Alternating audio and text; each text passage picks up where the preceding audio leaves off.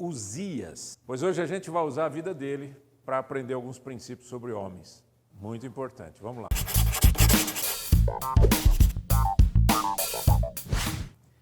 Vocês já ouviram falar do rei Uzias? Já? Quem nunca ouviu falar do rei Uzias?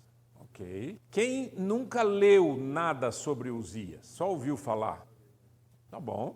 Obrigado. Eu pergunto não é para que você se sinta envergonhado, mas eu pergunto que é para você ficar animado a ler e ir atrás, tá bom? Eu coloquei esse seguinte tema, Rei Uzias, maravilhosamente ajudado, até que alguma coisa acontece na vida desse homem e a gente vai ver alguns princípios. Aqui eu quero mostrar para você um gráfico interessante para quem nunca teve essa oportunidade de ter uma visão, né, sobre os reis. Aqui nós estamos com o rei Davi, começando, obviamente, com o rei Davi, né? Nem comecei com Saul, comecei direto com Davi, e aqui é só o reino de Judá, até Uzias também, só para mostrar mais ou menos onde é que Uzias está, ok? Quando Salomão morreu, o reino que estava unido se divide em dois, norte e sul. O reino do norte se chamava Israel e o reino do sul, Judá. Então aqui é os reis de Judá, tá? Uzias está aqui e ele ficou 52 anos no poder. Então vamos ver aqui. Segundo Crônicas 26, verso 3, diz assim, Uzias 6 anos quando começou a reinar. O que vocês acham? Hein? Uma experiência incrível, maduro, né? Uzias, 16 anos, começou a reinar e 52 anos reinou em Jerusalém. Era o nome da sua mãe, Jecolias de Jerusalém. Ele fez o que era reto do Senhor, segundo era Amazias, seu pai. Cara a Deus, nos dias de nas visões de Deus, dias em que o Senhor esperar. Isso eu quero chamar a sua atenção. O reino de Judá, você tem alguns que obedeceram, alguns que não obedeceram. Os reis de Israel só desobedeceram, só fizeram bobagem, tá certo? Mas aqui mostra que esse Uzias, ele tinha apenas 16 anos. O pai morreu, o pai era o rei, o pai morreu, ele vai para o trono. E ele sobe ao trono com 16 anos e fica 52 anos no trono. Faz a conta aí, quantos anos ele morreu? 68? 68. Esse tempo todo, de 52 anos, quer dizer, ele viveu mais tempo de vida como rei do que qualquer outra coisa na vida dele. Ele só viveu 16 anos sem ser rei. Agora, olha alguns valores que a gente tem aqui. Primeira coisa, ele fez o que era reto perante o Senhor. Como que um rei faz o que é reto perante o Senhor? Quando obedece aos princípios divinos, né? Quando eu olho para a minha vida, eu fico perguntando isso, né? Eu tenho feito o que é reto aos olhos do Senhor? Porque não é aos olhos do mundo, gente, ó. Ele fez o que era reto perante o Senhor, aos olhos de Deus, diante de Deus. Quer dizer, quem julgou que ele fazia alguma coisa reta? Deus. E daí, então, a gente tem alguns princípios que eu quero compartilhar com você. Estão animados ou não? Sim. Obrigado. Vamos lá. Primeiro, Deus capacita os escolhidos. O menino tinha só 16 anos, maturidade zero, experiência zero. Mas Deus usou esse homem de uma forma incrível. O reinado de Uzias é um reinado muito bonito. A gente vai ver algumas coisas aqui. Até que. Mas foi um reinado muito bonito. E eu fico pensando quantos de nós temos, às vezes, dificuldade de começar alguma coisa bonita para Deus porque a gente acha que a gente não pode. Eu não sei, eu não tenho experiência. Imagina, barbado, cabelo branco, sem cabelo e está com medo, né? Não pode. Deus capacita. Deus mostra o lugar. Deus mostra as coisas que a gente precisa fazer. Quando você busca Deus. Agora, se você não está afim de buscar Deus, aí você faz o que você quiser e vai virar o que o diabo quer, né? Mas quando você quer levar Deus a sério, né? Quando você quer levar Deus a sério, a sua vida inteira é atingida por Deus. A vida inteira. Os hábitos mudam, a disciplina de vida muda. Quantas vezes eu tive que orar muito a Deus e dizer, Senhor, me ajude. Está chegando a hora do culto, Senhor. Eu estou sem ânimo, sem energia, sem vigor, e eu preciso estar lá. Senhor, hoje é segunda-feira, chegando a hora do Palavra de Homem, meu Deus, me ajuda, né? Não é verdade? Todos somos os seres humanos, não somos? A gente cansa, né? A gente está muitas vezes lá, cheio de coisa na cabeça, mas Deus capacita os escolhidos. Pensa nisso. Quando Deus é colocado em primeiro lugar. Deus capacita os que o buscam. Quer ler comigo? Verso 5. propôs-se buscar a Deus nos dias de Zacarias, que era sábio nas visões de Deus. Nos dias em que buscou ao Senhor, Deus o fez prosperar. Eu vou te dizer o que eu acredito em prosperidade. Prosperidade, para mim, é não faltar nada. A Bíblia diz, se você tem o que comer e o que vestir, fica satisfeito. Prosperidade é isso. Prosperidade não é ter muita grana. Prosperidade é, eu tenho para o necessário, eu tenho guardado. Eu acho importante. Eu acho que se algum jovem perguntasse para mim qual a sua experiência, o que você diria um conselho só que você vai dar para a gente, nós jovens? Eu diria, faz poupança. Porque chega uma época da vida da gente que a coisa fica difícil. Não é verdade? Esses dias minha esposa também travou as costas, coitada. E a minha irmã, sozinha em São Paulo, fez lá uma mudança lá. Estava mudando, feliz da vida que estava no apartamentinho dela. Subiu na escada, foi arrumar um negócio, se desequilibrou, caiu. Quebrou o pulso esquerdo, quebrou a tíbia esquerda. Agora não pode trabalhar, 60 dias sem trabalhar, 70 anos. Certo? Então, para mim, prosperidade é quando as coisas você tem, né? Não é que dá para comprar um iate, mas tem, louvado seja Deus, precisa ter essa visão. Agora, tem um detalhe aqui nesse texto que me chama muita atenção. Quando esse menino chamado Uzias buscou a Deus, ele buscou a Deus nos dias de Zacarias. Por que Zacarias é citado aqui? Porque ele diz, ele era sábio nas visões de Deus. Ele era um profeta de Deus, ele era um homem de Deus. Sabe, gente, a gente precisa aprender isso, a gente ficar perto de gente crente. Pensa nisso. Você passa a semana inteira com os cachaceiros dos seus amigos. Semana inteira, só falando bobagem. Aí domingo você vai na igreja por culpa, você vai na igreja, faz cara de santo, a paz do Senhor para todo mundo, volta para casa, enche a cara e dorme. Domingo inteiro, segunda-feira começa de novo. Tirando o exagero, o que eu quero dizer é o seguinte, não dá para a gente crescer espiritualmente quando a gente não fica perto de pessoas que são sábias nas visões de Deus. Entende o que eu quero dizer? Você não vai morar num mosteiro, fica tranquilo. Mas a gente precisa de amigos que são cristãos verdadeiros, que é gente séria, né? Que a influência faz muito sentido. É influenciado adulto também, né? Esse tipo de amigo, desculpa, tóxica, é a sua vida. Saiu e guerreou contra os dificuldades no território filisteus, não é menorita não, tranquilos. Meu eram Uzias, cujo renome se espalhara até a entrada do Egito, porque se tinha tornado em extremo forte. Eu chamo a atenção de você desse texto pelo seguinte, tem um texto na Bíblia muito incrível. Ele nasceu de quem? De Davi?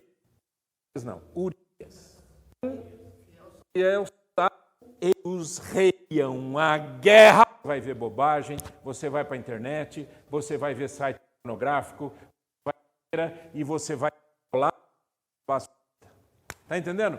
Coragem, para mim, não é só bater nos outros, vencer uma guerra. Coragem é responsabilidade. Eu, como pastor, eu encontro isso o tempo todo. Pessoas que às vezes estão na igreja, ai, pastor, que legal, vamos juntos, estamos aqui, pastor, não sei o quê. Aí você chama o cara e fala, rapaz, já que você falou nisso, a gente está precisando de ajuda, pastor, eu estou com uns problemas, eu estou num tempo difícil da minha vida, e, infelizmente, na próxima oportunidade eu ajudo. Aí na outra oportunidade você chama a pessoa, diz, sabe o que é, pastor, eu estou no... Não, a vontade é chamar de vagabundo, de sem vergonha, de gente que não tem responsabilidade. Homem de verdade é homem corajoso. Assuma as suas... Vai ajudar, ajude. Você falou, esteja pronto. Você falou que passa, não sei, para a guerra. Mas era jovem. Apertado, não. Esse... Agora, eu pergunto aqui, ficar escondido atrás de uma árvore, dando tiro? Cara, era espada, era lança e escudo, flecha, arco e flecha. Você está na guerra, o cara vem, você vai desviar, não deu certo, pega aqui no seu músculo, abre o beijo, seu bíceps sai para fora. Vocês tem ideia como é que era esse troço aí? Enquanto o cara está em... Era lança, e era arco e flecha, e era pancadaria, e era escudo na cabeça, e era isso, e era aquilo. E agora, não dá para parar numa guerra. Você fala, não, para, machucou, meu. Não dá, né? Não dá. Agora, transforma isso, graças a Deus a gente não tem esse tipo de guerra mais, não deve ter, mas transforma isso assim em responsabilidade, disciplina, rotina de vida. Nem tudo, a gente não faz tudo que gosta, faz? Não. Tem um monte de coisa que a gente faz e a gente não gosta. Se a gente puder escolher, né? A maioria das pessoas com quem eu converso diz assim, eu queria estar na praia, eu queria estar não sei aonde, eu queria... Sempre quer estar em algum canto. Por quê? Porque faz uma coisa que não gosta, não tem prazer, não tem paixão por aquilo que faz. Alguém disse uma frase muito interessante. Disse, se você não gosta do que você faz, aprenda a gostar, porque tem que ser feito. Simples assim, tem que ser feito. Então, coragem, para mim, é uma coisa de responsabilidade, é uma coisa de palavra. Palavra. Eu costumo dizer o seguinte para as pessoas, eu digo, gente, eu não sou perfeito, estou longe disso, e eu não preciso nem falar isso, porque é bobagem falar isso. Mas vamos falar uma coisa? Eu acredito no que você fala. Se você falar para mim, por exemplo, que às 8 horas a gente vai estar em tal lugar, eu vou chegar 5 para as 8, 2 para as 8, 10 para as 8. Eu não vou chegar depois das 8 e eu vou acreditar que você vai chegar às 8. Agora, se você chegar às 8h15 e falar para mim que estava com trânsito, eu também vim de carro. Eu atendo pessoas, a maioria dos meus clientes, eu atendo por videoconferência.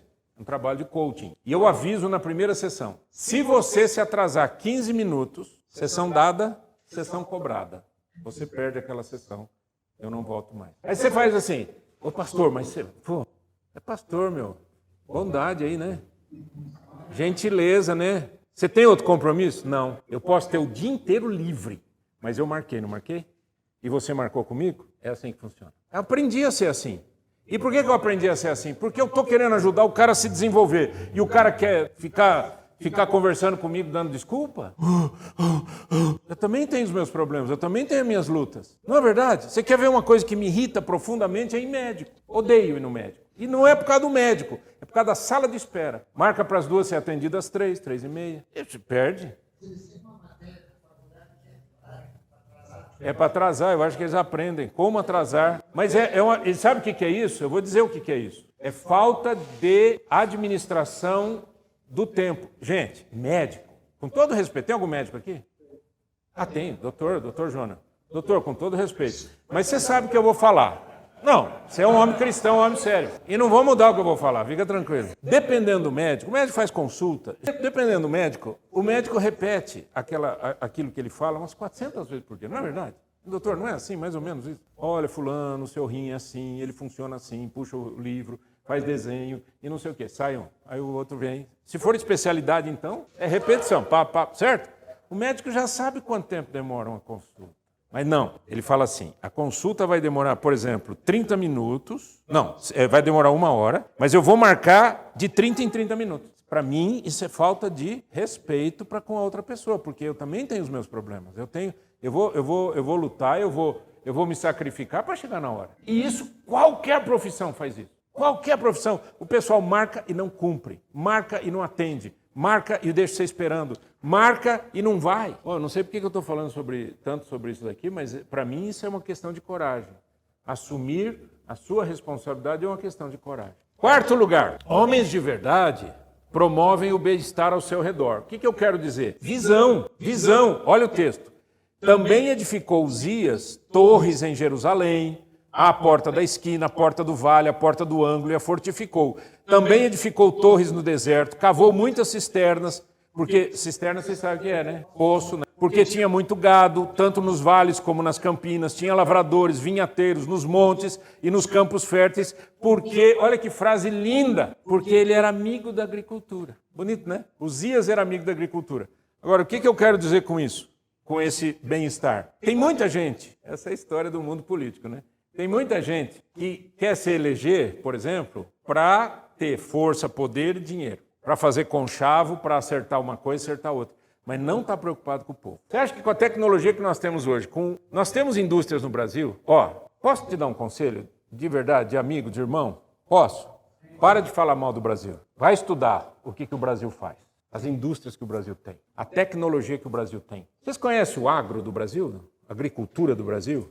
Vai conhecer. Pega o carro um dia e vai para o Mato Grosso, vai subindo, vai vendo o que tem lá.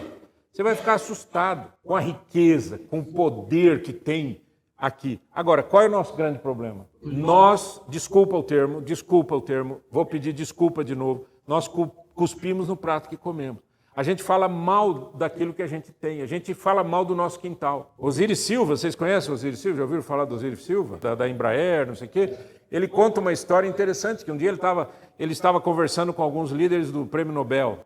E ele falou assim, por que um monte de país tem prêmio Nobel e o brasileiro não tem? O Brasil não tem nenhum. Ele falou que o cara ficou assim, acho que ficou meio com vergonha de falar, e ficou quieto, ficou silencioso, mas aí depois passou um tempinho e ele falou, eu vou dizer para você por que vocês não têm prêmio Nobel. Eu falei, por quê? Porque vocês matam os seus heróis. Então não fale mal do seu país, não fale mal do Brasil, não fale mal dos seus profissionais, fale bem, fale bem. Vou contar uma experiência para vocês. 2006, eu fui para o Canadá. E antes de sair do país, o que você faz? Você tem que fazer algumas coisas. E uma das coisas é, está tudo certo, saúde está bem, a dentição está tudo certo. Eu que sempre tive problema com dente, conheço um monte de dentista, sempre tive que fazer muito tratamento, fui no dentista, fiz um tratamento, colocou o que tinha que colocar, bonito, acertou todo mundo, está todo mundo bem, está todo mundo saudável, vacina, tudo certinho, tudo bem, tá bom. Entramos no avião, chegamos lá. 15 dias cai uma coroa do meu dente. Deslocou, pá, comi alguma coisa dura lá, caiu. Aí eu fiquei com aquela peça na mão, novinha, tinha acabado de fazer. E uma pessoa chegou para mim lá no Canadá e falou assim, eu vou te levar no meu dentista. Muito obrigado pela referência e tal. E fui no dentista. Cheguei lá no dentista, um canadense. A hora que eu entrei no consultório dele, eu olhei assim e falei, Jesus, você conhece essas coisas? Eu olhei assim, olha, só não tinha ferrugem, o resto tinha. Assim, um negócio estranho, 50 anos atrás, sabe aquele tipo de, vou falar, os aparelhos bem velhinho e tal. Muito bem, sentei na cadeira, ele olhou. Olha, doutor, eu estou precisando que o senhor colhe aí para mim. Ele olhou, ele fez assim, do jeito que eu vou falar para vocês. Ele pôs a coroa na mão dele e falou assim, sabe o que é isso? Isso é lixo. Aqui no Canadá ninguém faz isso. Se quiser arrumar o seu dente, tem que pôr ouro. Vai lá, você é protético. Fala para mim. Ouro? Ouro hoje? Existe hoje, a dentística brasileira é atual ou não é? Moderna ou não é? Não, ninguém faz mais isso. Ninguém bota ouro na boca, a não ser põe na frente. Dentista canadense. Primeiro mundo, pessoal. E você vai falar para mim que dentista aqui no Brasil é ruim? Que médico aqui é ruim? Aqui em Curitiba, tem lugar que você vai fazer exame de imagem, de não sei o quê, tem cada máquina impressionante, cada coisa incrível. Sem falar das outras coisas. Sem falar das outras coisas, gente, que tem hoje. Olha que beleza. Você hoje, aqui no Brasil que a gente tem, o melhor lugar para comer do mundo é no Brasil. Fala, John. E o povo quer morar na Inglaterra, morar em Portugal, judiação. Tem um monte de brasileiro indo para Portugal virando homeless, morando na rua. Por quê? Porque nós aprendemos a falar mal do que a gente tem. Então, em nome do Senhor Jesus, aqui no Palavra de Homem, você vai falar bem do Brasil, você vai falar bem da sua cidade, você vai falar bem do seu bairro. E para de achar que lá fora é melhor. Lembra que eu já morei lá, né? Oi. Amém. Homens de verdade promovem o bem-estar ao seu redor. E uma maneira de promover o bem-estar é falar bem. É olhar as necessidades. Então, o que o rei fez? Ele viu onde precisa de torre, lá em Jerusalém, onde precisa de na esquina, onde precisa de não sei o quê, precisa de não sei o quê. E agora, o que precisa? Não tem poço, rei. Abre poço. Agora não tem não sei o quê. Vamos fazer. A gente está precisando de profissionais na área de lavoura. Vamos pôr gente, porque ele era amigo da agricultura. Eu acho lindo isso. Usa o que você aprendeu a vida inteira para ser bênção onde você está. Sua profissão. O que você sabe fazer? Eu não sei. Você sabe. O outro não sabe. Você sabe. Use o que você sabe. E larga a mão de achar que você é velho. Já está morrendo. Senão nós vamos fazer uma campanha aqui e começar a comprar caixão. Para ver se a gente ganha uma graninha. Não, né? Então, não se chame de velho. Você ainda tem muita vela para queimar. Não sei, se você se achar muito velho, aí vão queimar a vela em cima de você. Aí vai ser... Homens de verdade são precavidos. Olha que interessante. Tinha também Uzias um exército de homens destros nas armas que saíam à guerra em tropas. O número total dos cabeças das famílias, homens valentes, era 2.600. Debaixo das suas ordens havia um exército guerreiro de 307.500 homens que faziam a guerra com grande poder para ajudar o rei contra os inimigos. Você sabe por que ele tinha um exército assim? Porque ele investiu. É simples. Foi atrás, chamou, treinou. Chamou o outro, criou. Ser precavido é o seguinte, gente, é você andar antes, o que se chama hoje de proatividade. Qual que é a diferença de ser proativo e reativo? Reativo é o cara que vai procurar fazer seguro do carro depois que o carro foi roubado. Proativo é o cara que faz seguro, se roubar já está tudo arrumado. Então, ser precavido é uma coisa muito importante. Não quer dizer necessariamente que ele estava em guerra o tempo todo. Mas quer dizer que ele estava preparado para a guerra. E um rei precisava estar preparado para a guerra. Então pensa assim, o que é que eu preciso para me preparar hoje para que o meu futuro seja diferente? Porque você sabe, né? Se você fizer a mesma coisa que você faz hoje e o que você fez ontem, amanhã vai ser igual ou pior. Você sabe disso. Como é que vai mudar alguma coisa, né? Tem que mudar agora. Então, o que a gente pode mudar? O que você pode fazer de diferente? Eu conheço pessoas que faz uns 30 anos que falam que preciso aprender inglês. Eu acho que é um mantra. Eu acho que o cara acha que se ele falar várias vezes eu preciso aprender inglês, ele vai aprender inglês dormindo. Precisa ralar. Primeira vez que eu fui para o Canadá, eu tinha 48 aninhos, meu amigo. 48 aninhos para aprender a falar inglês. Tem gente que é velho e não aprende. Eu aprendi. Eu preguei inglês. Eu fui pastor de 2 igrejas canadenses. E eu não sou gênio. Estou longe da genialidade. Mas eu sei de uma coisa. Eu preciso trabalhar, eu preciso fazer, eu preciso aprender. Primeira igreja que me chamou para eu ser pastor, uma igreja canadense, eu me lembro do dia que eu fiz isso. Peguei minha Bíblia em português, pus de lado, peguei a Bíblia em inglês e disse, a partir de hoje, só aqui no inglês. Eu vou ler inglês, vou estudar inglês, vou fazer pregação em inglês, vou orar em inglês, vou escrever em inglês. Comecei a escrever oração em inglês. Se estava certo, se não estava, Deus sabe, mas estava ali. Ó. É verdade. Mas se você não fizer um negócio desse, não anda. Então para de planejar. Está entendendo ou não? Eu preciso fazer um curso na área tal. E por que não se matriculou? Porque não tem dinheiro. E por que você não foi atrás? Eu tenho outras prioridades. Tem prioridade coisa nenhuma. Prioridade você tem quando você valoriza alguma coisa. Certo ou não? O cara que fala que eu não tenho tempo, é porque ele não valoriza aquilo. Aí nunca você vai ter tempo. Você nunca vai arrumar um tempo para uma coisa que você não valoriza. Tudo bem? Número 6. Homens de verdade se atualizam e trabalham com o melhor e fazem um trabalho excelente. Olha aqui, ó. Preparou-lhes Uzias para todo o exército escudos, presta atenção nisso, lanças, capacetes, couraças e arcos, até fundas para tirar pedras. Fabricou em Jerusalém máquinas de invenção de homens peritos, destinadas para as torres e cantos das muralhas, para atirarem flechas e grandes pedras. Você concorda que naquele tempo uma máquina dessa aqui fazia diferença numa guerra? Eu não preciso chegar perto nem cortar meu braço. Eu pego a máquina aqui e jogo lá. Sabe o que eu quero dizer com isso? Que homens precisam se atualizar, principalmente na época que a gente vive hoje, querido, que a tecnologia está crescendo muito rapidamente. A gente precisa se atualizar. Precisa estudar, precisa ir atrás, precisa fazer o melhor. Qual que é o melhor que você pode fazer na área que você está fazendo? Né? Essa é a ideia. No que você faz, o que é que você pode melhorar? E quando a gente fala em tecnologia, gente, nós não estamos falando de computador necessariamente. Nós estamos falando de métodos, processos, coisas que podem te levar a uma história nova. Amém? 7. Estamos terminando. Homens de verdade fogem da tentação da fama e do poder para não pecarem. Verso 16. Mas havendo-se já fortificado, eu vou pedir para você ler comigo. Exaltou-se o seu coração para a sua própria ruína e cometeu transgressões contra o Senhor seu Deus, porque entrou no templo do Senhor para queimar incenso no altar do incenso. Quem que queimava incenso? Sacerdote. Mas o cara se sentiu tão poderoso, tão forte, tão famoso, a fama dele se estendeu até o Egito. Ele ficou um cara, era o rei. 52 anos ali, ó, fazendo um monte de coisa boa, ele se achou. E quando ele se achou, o que aconteceu?